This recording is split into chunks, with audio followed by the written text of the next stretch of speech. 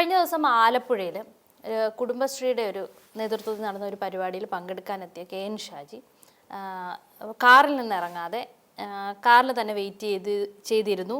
പിന്നീട് പരവതാനി വിരിച്ചതിന് ശേഷമാണ് ഇറങ്ങിയതെന്നും പരിപാടിയിൽ പങ്കെടുക്കാനായിട്ട് എത്തിയതും എന്നുള്ള തരത്തിൽ ചില മാധ്യമങ്ങൾ വാർത്തകൾ നൽകി. ഇപ്പം KN ഷാജി തന്നെ പറയുന്നത് ഇത് തനിക്കെതിരെ മറ്റ് ചില കാരണങ്ങളുടെ അല്ലെങ്കിൽ മറ്റ് ചില പ്രേരണയുടെ പുറത്ത് കെട്ടിച്ചമച്ചുണ്ടാക്കുന്ന ഒരു വാർത്തയാണെന്നും ഇതിന്റെ പിന്നിൽ മറ്റൊരു കാരണവും ഉണ്ടെന്ന് പറയുന്നുണ്ട്. എന്തായിരിക്കും ഇതിന്റെ ഏറ്റവും പ്രധാനപ്പെട്ട പറയുകയാണെന്നുണ്ടെങ്കിൽ KM ഷാജി എന്ന് പറഞ്ഞാൽ ഇപ്പോൾ ഇടതുപക്ഷ മാധ്യമങ്ങൾക്ക് അടക്കം ഒരു കണ്ണിൽ കരടാണ്. അത് എന്തുകൊണ്ട് അങ്ങനെ കണ്ണിൽ കരടാകുന്നു? കാരണം അദ്ദേഹത്തിന്റെ ചില നിലപാടുകളാണ്. KM ഷാജി എന്ന് പറഞ്ഞാൽ ഒരു ഘട്ടത്തിൽ അതായത് മുസ്ലിം ലീഗിന്റെ ഏറ്റവും ശക്തനായ ഒരു നേതാവാണ്. വേങ്ങര എന്ന് പറയുന്ന മണ്ഡലത്തിൽ നിന്നാണ് അദ്ദേഹം ജയിച്ചു വന്നത്. ശക്തനായ നേതാവെന്ന് മാത്രമല്ല, അദ്ദേഹത്തിൻ്റെ പ്രസംഗങ്ങൾ എപ്പോഴും യുവാക്കളെ, അതായത് MSF പോലെയുള്ള യുവാക്കളെ പിടിച്ചിരുത്താൻ തക്ക ശേഷിയുള്ള പ്രസംഗങ്ങളാണ് അദ്ദേഹം നടത്തിയിട്ടുള്ളത്. എന്നുള്ളത് കൊണ്ട് തന്നെ KM ഷാജിക്ക് ലീഗിൽ തന്നെ വലിയൊരു പ്രാധാന്യം ഉണ്ട്, അക്കാര്യത്തിൽ തർക്കമൊന്നുമില്ല. അപ്പോൾ അങ്ങനെയുള്ള സാഹചര്യത്തിലാണ് ഇപ്പോൾ KM ഷാജിക്കെതിരായി ഇതൊരു വ്യാജ വാർത്തയാണെന്നാണ് അദ്ദേഹം തന്നെ സ്ഥിരീകരിക്കുന്നത്. കാരണം ഒരു കുടുംബശ്രീയുടെ പരിപാടിയിൽ പങ്കെടുക്കാൻ പോകുന്ന സമയം അപ്പം വാർത്ത ഒന്ന് ഇങ്ങനെയാണ്: ഒരു കടൽപ്പുറത്ത് വെച്ചിട്ടായിരുന്നു ആ പരിപാടി നടക്കുന്നത്, തീരദേശമാണ്. അപ്പോൾ ഈ പരിപാടി നടക്കുന്നിടത്തേക്ക് അദ്ദേഹം വാഹനം നിർത്തിയിട്ട് നടന്നിട്ട് വേണം അങ്ങോട്ടേക്ക് പോകാൻ, ആ പരിപാടി നടക്കുന്ന സ്ഥലത്തേക്ക് പോകാൻ.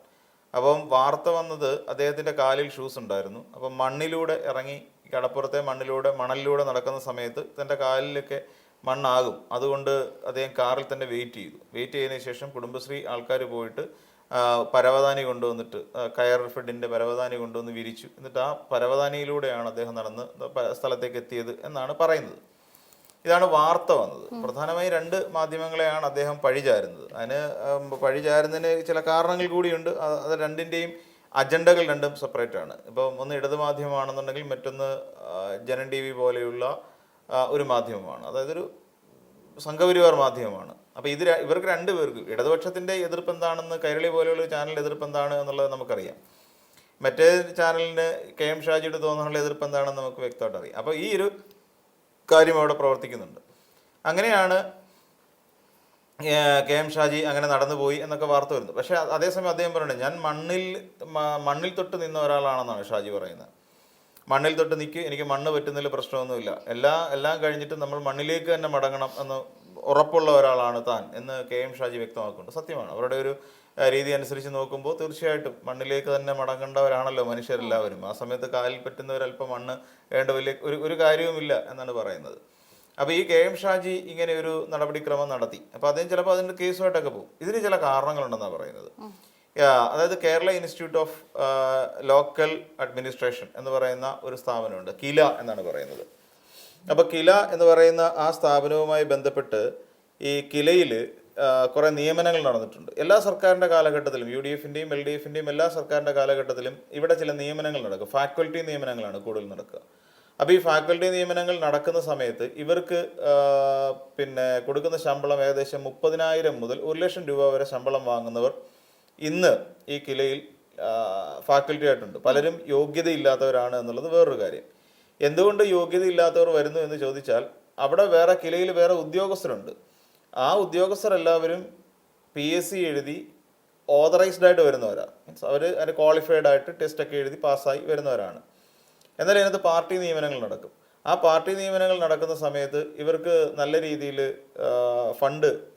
പണം കൊടുക്കുന്നുണ്ട്. അത് മാത്രമല്ലാതെ ഇന്നോവ കാറുകൾ വാങ്ങിയിട്ട് ഇവർക്ക് എവിടെ വേണമെങ്കിലും യഥേഷ്ടം സഞ്ചരിക്കാൻ പറ്റുന്ന രീതിയിൽ സർക്കാരിൻ്റെ കാശാണ് അവിടെ പൊടിച്ചു കളയുന്നത്. ഇവർ പാർട്ടി ബേസിൽ വന്നിട്ട് നിയമനം നടത്തുന്നവരാണ്. ഏതെങ്കിലും അതായത് ഇടതുപക്ഷ പ്രധാനമായിട്ട് CPM-നാണ് അദ്ദേഹം പറയുന്നത്. CPM-മായി ബന്ധപ്പെട്ടുകൊണ്ട് CPM ആൾക്കാരെ കൊണ്ടുവന്നിട്ട് നിയമനം നടത്തിയ കുറേയധികം ആൾക്കാരുണ്ട്. ഒട്ടും ക്വാളിഫൈഡ് അല്ലാത്ത ആളുകൾ പലരും 30,000 മുതൽ 1,00,000 രൂപ വരെ ശമ്പളം മേടിച്ചുകൊണ്ടാണ് അവിടെ ജോലി ചെയ്യുന്നത്. ഒന്ന് ആലോചിച്ച് നോക്കൂ, ചെറിയ കാര്യമല്ല. അതും അത് ഷാജി പറയുന്നതനുസരിച്ചിട്ട് 81 വയസ്സുള്ള ഒരാൾ അവിടെ ജോലി എടുക്കുന്നുണ്ട്. 81 വയസ്സുള്ള ഒരാൾ. അദ്ദേഹം ചോദിക്കുന്ന ചോദ്യം വളരെ ജെന്യുവിനാണ്. ഇന്നത്തെ തലമുറയിലുള്ള കുട്ടികളോട് AI ടെക്നോളജിയും അതും ഇതുമൊക്കെ പഠിച്ചുകൊണ്ട് തയ്യാറായി അല്ലെങ്കിൽ അതിൻ്റെ അപ്ഡേഷനിലേക്ക് പോകുന്ന ഒരു കുട്ടിയോട് 81 വയസ്സായ ഒരാൾ കിലയിൽ അവിടെ പഠിപ്പിക്കാൻ വരുന്ന സമയത്ത് പുള്ളി എന്തായിരിക്കും അവരെ പഠിപ്പിക്കേണ്ടത്? അങ്ങനെ പഠിപ്പിക്കാൻ വരുന്ന ഒരാൾക്ക് എന്തായാലും അപ്ഡേഷൻസ് ഉണ്ടാവണം. ആ അപ്ഡേഷൻസ് പോലും എടുക്കാൻ പറ്റിയ പ്രായമാണോ 81 വയസ്സ്? അല്ല. അപ്പോൾ അവരെന്താണ് കമ്മ്യൂണിക്കേറ്റ് ചെയ്യുന്നത്? അത് ചോദിക്കുന്ന ചോദ്യം വളരെ റിലവൻ്റ് ആണ്. അങ്ങനെയുള്ളവരെ എന്തിനാണ് നിർത്തുന്നത്? ഇപ്പൊ കെ എം ഷാജിയുടെ അവർക്ക് തോന്നാനുള്ള വൈരാഗ്യം തോന്നാനുള്ള പ്രധാന കാരണങ്ങളൊന്നതാണ് അത്തരക്കാരെ എല്ലാം പിരിച്ചുവിടുക. അത്തരക്കാരൊന്നും ഇനിയും തുടരണ്ട. കാര്യം സർക്കാരിന് ലക്ഷക്കണക്കിന് രൂപ നഷ്ടം വരിക. ഇപ്പം 10 പേര് 1 ലക്ഷം രൂപയുടെ 10 ആളുകൾ അവിടെ ജോലി ചെയ്യുന്നുണ്ടെങ്കിൽ എത്രയായി ശമ്പളം? 10 ലക്ഷം രൂപ മാറി. അപ്പോൾ ലക്ഷക്കണക്കിന് രൂപ അവർക്ക് ശമ്പളം ഇനത്തിൽ കൊടുക്കുന്നു. ഇത് കൂടാതെ ഇനോവ കാറിൽ അത് ഇവർക്കാർക്കും പുറത്തോട്ട് പോകാൻ പറ്റില്ല. ഒരു ഇനോവ കാർ പിന്നെ കിലോമീറ്റർ കണക്ക് നോക്കുകയാണ്. ഒരു ഇനോവ കാറിന് കഷ്ടിച്ച് 10 കിലോമീറ്റർ താഴെയാണ് അതിന് കിട്ടുന്നൊരു മൈലേജ് ഡീസൽ കാറിന്. അപ്പോൾ ആർഭാടമായി. അതിന് ഡ്രൈവർ ഇല്ലാതെ പോകും. അതിൽ ഇവർ തന്നെയാണ് കൊണ്ടുവന്നത്. ഡ്രൈവർക്ക് ഒരു 10-20,000 രൂപ ശമ്പളം കൊടുക്കാതെ, ഏറ്റവും കുറഞ്ഞ 30,000 രൂപയെങ്കിലും കൊടുക്കാതെ, അതൊരു മാന്യമായ ശമ്പളമാണ് 30,000 രൂപ. 30,000 രൂപയെങ്കിലും ശമ്പളം കൊടുക്കുക. ഇന്ന് ഏതെങ്കിലും ഡ്രൈവറെങ്കിലും ഒരുത്തനവിടെ വന്ന് നിൽക്കൂ? ഇല്ല. അപ്പം പിന്നെ അങ്ങനെ പോലും ഒരു സാഹചര്യം ഉണ്ട് അവിടെ. അപ്പം അവർക്ക് ശമ്പളം കൊടുക്കണ്ടേ? ഡ്രൈവർമാർക്ക് ശമ്പളം കൊടുക്കണ്ടേ? ഡ്രൈവർമാർക്ക് ശമ്പളം കൊടുക്കണം. ലക്ഷക്കണക്കിന് ഇവർ ശമ്പളം മേടിക്കുന്നു. അപ്പൊ പ്രതിമാസം എത്രയായി ഒരു കാർ ഓടുമ്പോ തന്നെ ചെലവ്? ഒരു മാസം ഡ്രൈവർക്ക് ഒരു 30,000 രൂപ കൊടുക്കണം. ഒരു ഗുണമില്ല. ഇത്രയും പ്രായമുള്ളവരൊക്കെ തീറ്റിപ്പോറ്റുന്നതിന്റെ ആവശ്യം എന്ത്? ഇതൊരു അഴിമതിയുടെ കേദാരമായി മാറിക്കൊണ്ടിരിക്കുക. ഇവരൊക്കെ അവിടെ നിന്നുകൊണ്ട് സർക്കാരിന്റെ ചെലവിൽ ധൂർത്തടിച്ചുകൊണ്ടിരിക്കുകയാണ്. ശരിക്കും ഈ ധൂർത്ത് ഒഴിവാക്കണം. ഈ ധൂർത്ത് ഒഴിവാക്കാൻ വേണ്ടി തന്നെയാണ് അന്ന് അല്ലെങ്കിൽ ഇങ്ങനെ ഒരു തീരുമാനം എടുക്കുന്നത്. ഇതെല്ലാം പിരിച്ചുവിടുക. പിരിച്ചുവിട്ടുകൊണ്ട് ക്വാളിഫൈഡ് ആയിട്ട് ആൾക്കാരെ കൊണ്ടുവരണമെന്നേ. ഇതിനു മുമ്പ് UDF സർക്കാരിന്റെ കാലത്ത് ഇവരെ അന്നെടുത്ത ആൾക്കാരെ സ്ഥിരം ആക്കാൻ വേണ്ടിയിട്ട് നീക്കം നടത്തി. അതായത് 2016 സർക്കാരിന്റെ അവസാന കാലം, UDF സർക്കാരിന്റെ അന്ന് കിലയിലെടുത്ത ആൾക്കാരെ എല്ലാം ഒരുമിച്ച് ചേർത്ത് അവരെ നിലനിർത്തിക്കൊണ്ട് പോവാൻ, അത് സ്ഥിരപ്പെടുത്തുന്ന ഒരു തലത്തിലേക്ക് പോയി. ഇതൊക്കെ പിൻവാതിൽ നിയമനങ്ങളാണ്. ഇതൊന്നും ഒരിക്കലും മുൻവാതിൽ നിയമനങ്ങളല്ല. ഇതെല്ലാം പിൻവാതിൽ നിയമനങ്ങളാണ്. ഈ പിൻവാതിൽ നിയമനങ്ങളിലേക്ക് ആൾക്കാരെ കൊണ്ടുവന്ന് അവരെ ഏൽപ്പിക്കുക, അവിടെ വർക്ക് ചെയ്യിക്കുക, ഇതൊക്കെയാണ് നടക്കുന്നത്. അപ്പം ഇതുമൂലം അവിടെ നടക്കുന്ന അഴിമതിയുടെ ഒരു വലിപ്പം എത്രത്തോളം വലുതാണ് എന്ന് നമുക്ക് സിംപിളി ചിന്തിച്ചാൽ മതി. അപ്പോൾ അത് ഒഴിവാക്കാൻ വേണ്ടിയാണ് അപ്പോൾ കെ എം ഷാജി നാട്ടുകാർക്ക് കൊള്ളാത്തവനായി, പാർട്ടിക്കാർക്ക് കൊള്ളാത്തവനായി. പാർട്ടിക്കാർക്ക് ഇനി ഒരിക്കലും കെ എം ഷാജി പിന്തുണയ്ക്കേണ്ട ആവശ്യമില്ല. അത് CPM പോലുള്ള പാർട്ടിക്ക്. അപ്പോൾ എന്ത് ചെയ്യും? എവിടെയൊക്കെ പ്രചരണം നടക്കുമോ അതെല്ലാം കുപ്രചരണം നടത്തിക്കൊണ്ടേയിരിക്കാം. ഇപ്പം ഇത്തവണ ഏറ്റവും കൂടുതൽ പിന്നെ പ്രശ്നം ഉണ്ടാക്കിയ അല്ലെങ്കിൽ ഏറ്റവും കൂടുതൽ വിമർശിക്കപ്പെട്ട ഒരു മന്ത്രി കെ എം ഷാജിയാണെന്ന് എനിക്ക് തോന്നുന്നു. PM ശ്രീ വിഷയവുമായി ബന്ധപ്പെട്ടുകൊണ്ട് ട്രോളന്മാരുടെ അലക്കമില്ലായിരുന്നു. എത്രയോ കാലം കെ എം ഷാജി വിമർശിച്ചു. അത് കഴിഞ്ഞിട്ട് PMAY പദ്ധതിയുമായി ബന്ധപ്പെട്ടുകൊണ്ട്, ലോഗോ പതിപ്പിക്കുന്ന കാര്യവുമായി ബന്ധപ്പെട്ടുകൊണ്ട് കെ എം ഷാജി കേന്ദ്രത്തിൽ നിന്നുള്ള ഉത്തരവ് അനുസരിക്കുക എന്നുള്ളതാണ്. അപ്പം അതിന് കെ എം ഷാജി ഒരുപാട് വിമർശിക്കപ്പെട്ടു. ഇതാ ഇപ്പൊ കിലയുമായി ബന്ധപ്പെട്ടുകൊണ്ട് കെ എം ഷാജി വീണ്ടും ഈ പറയുന്ന ആളുകളുടെ കണ്ണിലെ കരടായി മാറിക്കൊണ്ടിരിക്കുന്നു എന്നുള്ളതാണ് ഏറ്റവും പ്രധാനപ്പെട്ട ഒരു കാര്യം. ഇതൊക്കെയാണ് ശരിക്കും നമ്മുടെ കെ എം ഷാജി ശരിക്കും എന്തുകൊണ്ട് കെ എം ഷാജി അങ്ങനെ ഒരു തീരുമാനത്തിലേക്ക് വന്നു എന്ന് ചോദിച്ചാൽ നട്ടലുള്ളതുകൊണ്ടാണ്. ഇങ്ങനെ ഇതിനെക്കുറിച്ച് ചോദ്യം ചെയ്യാനോ ഇതുമായി ബന്ധപ്പെട്ടുകൊണ്ട് പ്രശ്നം ഉണ്ടാക്കാനോ അല്ലെങ്കിൽ ഇതുമായി ബന്ധപ്പെട്ടുകൊണ്ട് ഞാനെന്ന് പറഞ്ഞില്ലേ രാമനാരായണ എന്നുള്ള നിലയിൽ പോകാൻ അദ്ദേഹത്തിന് കഴിയില്ല. ശക്തമായ നിലപാടാണത്. ആ നിലപാടിനെ നമ്മൾ അംഗീകരിച്ചു കൊടുക്കുകയല്ലേ വേണ്ടത്. അല്ലാതെ വ്യാജ വാർത്ത സൃഷ്ടിച്ചിട്ട് കാര്യമൊന്നുമില്ല. ഒരുപക്ഷെ ഈ പറയുന്ന പരവതാനി വിരിച്ചിട്ടിരിക്കുന്നതേ നമ്മൾ കണ്ടുള്ളൂ. കെ എം ഷാജി അവിടെ നിന്ന് പരവതാനി കൊണ്ടുവരൂ എന്ന് പറയുന്നത് നമ്മളാരും കേട്ടിട്ടില്ല. അപ്പം പരവതാനി വിരിക്കുന്നതിന് തൊട്ട് മുമ്പുള്ള അല്ലെങ്കിൽ പരവതാനിക്കിൽ നടക്കുന്നതിന് തൊട്ട് മുമ്പുള്ള കഥകളെല്ലാം കൽപ്പിത കഥകളാണ്. അത് ആരും നമ്മൾ മാധ്യമങ്ങൾ അല്ലെങ്കിൽ ഒരു ബൈറ്റ് ഉണ്ടാവണം.